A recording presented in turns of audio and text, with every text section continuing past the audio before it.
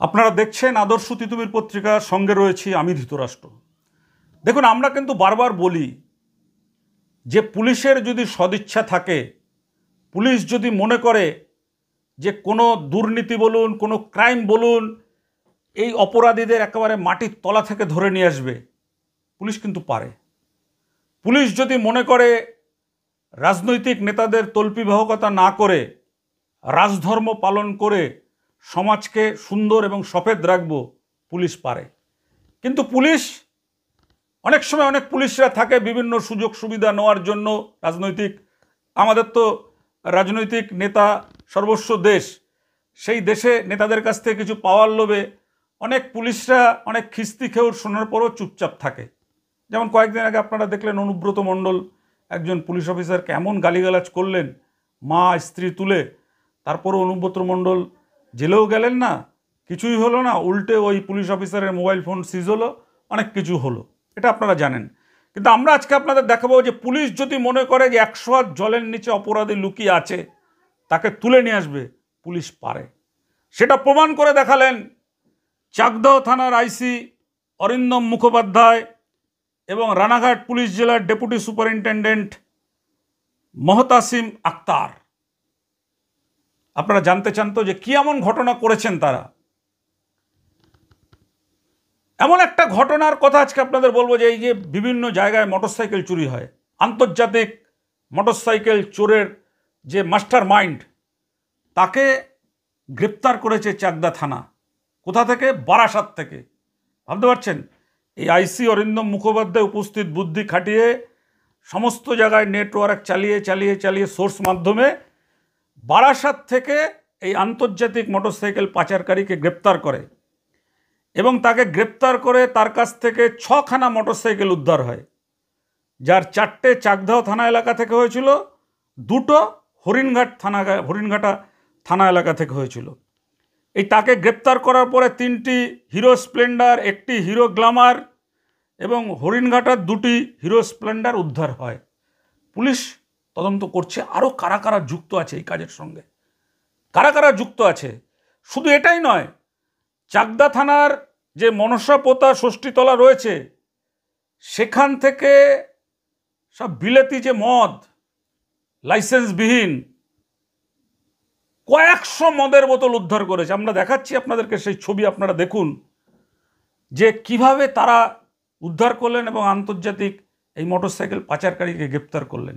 এখানকে পুলিশকে ধন্যবাদ না জানিয়ে উপায় নেই, কারণ আমরা চাই যে সবসময় চাকদা থানার যিনি আইসি আছেন অরিন্দম মুখোপাধ্যায়, ডেপুটি সুপারিনটেন্ডেন্ট রয়েছেন মহতাসিম আক্তার, হরিণঘাটা থানার ইন্সপেক্টর আছেন, সর্বোপরি রানাঘাট পুলিশ জেলার সুপারিনটেন্ডেন্ট রয়েছেন, এই মাথায় থেকে তারা যে কাজটা করছেন যে হ্যাঁ, আমরা চাকরি নেওয়ার সময় আমরা শপথ নিয়েছি মানুষকে রক্ষা করার, আমরা ওত নিয়েছি যে দেশের জনগণকে রক্ষা করার জন্য আমরা রাজধর্ম পালন করব।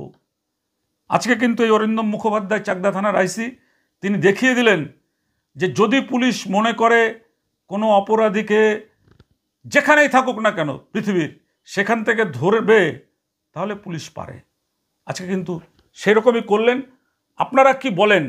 এই যে চাকদার এত মোটরসাইকেল উদ্ধার হলো, এত মদের বোতল উদ্ধার হলো চাকদা হরিণঘাটা এলাকায়, পুলিশের এই যে উজ্জ্বল ভূমিকা, এটা নিয়ে আপনাদের কি মতামত জানাবেন আমাদের।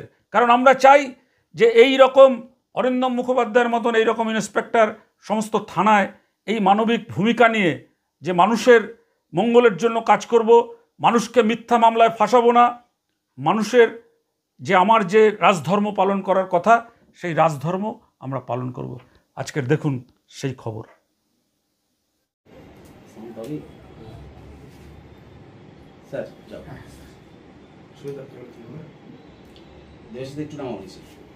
হ্যাঁ স্যার,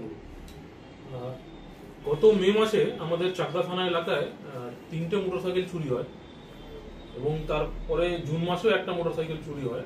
এখানে আমাদের চাকদা থানা এলাকার লালপুর, মদনপুর, চাকদা বাজার এবং চাকদা চৌমাথা, এই 4টে জায়গা থেকে মে মাসে 3টে আর জুন মাসে একটা জায়গা 4টে পরপর মোটরসাইকেল চুরি হয়, যার মধ্যে 3টে স্প্লেন্ডার ছিল এবং একটা হিরো হন্ডা গ্ল্যামার মোটরসাইকেল ছিল।